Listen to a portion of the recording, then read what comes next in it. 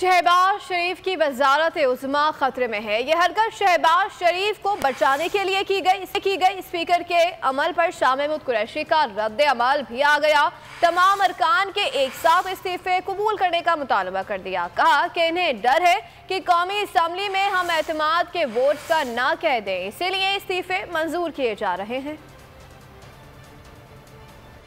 आपने इस्तीफे कबूल करने हैं तो स्पीकर साहब 125 इस्तीफे हमारे आपके पास मौजूद थे, आप कबूल कीजिए, डी नोटिफाई कीजिए, हम इलेक्शन के प्रोसेस में जाने का फैसला कर लेंगे। यही कहते थे कि अगर आप संजीदा है तो आप असेंबली से बाहर क्यों नहीं आ जाते। बहुत से PDM के मेंबरान कौमी असेंबली आज इमरान खान से रुजू कर रहे हैं, राब्ते कर रहे हैं और आज तहरीक इंसाफ में शामिल होने की ख्वाहिश का इजहार कर रहे हैं। 35 मेंबरान कौमी असेंबली को डी नोटिफाई करने का फैसला किया, स्पीकर साहब ने आगे भेज दिया और इलेक्शन कमीशन ने बिल्कुल जिसे कहते हैं ना स्क्रिप्ट के मुताबिक मिली भगत से उनको डी नोटिफाई कर दिया।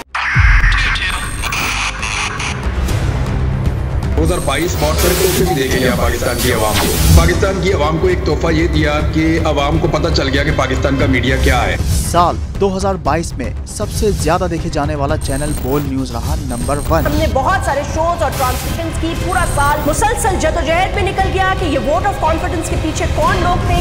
तोड़े रेटिंग के सभी रिकॉर्ड। सोशल मीडिया पर भी सबसे ज्यादा तेजी से 2.4 बिलियन व्यूज का संगे मील अबूर किया।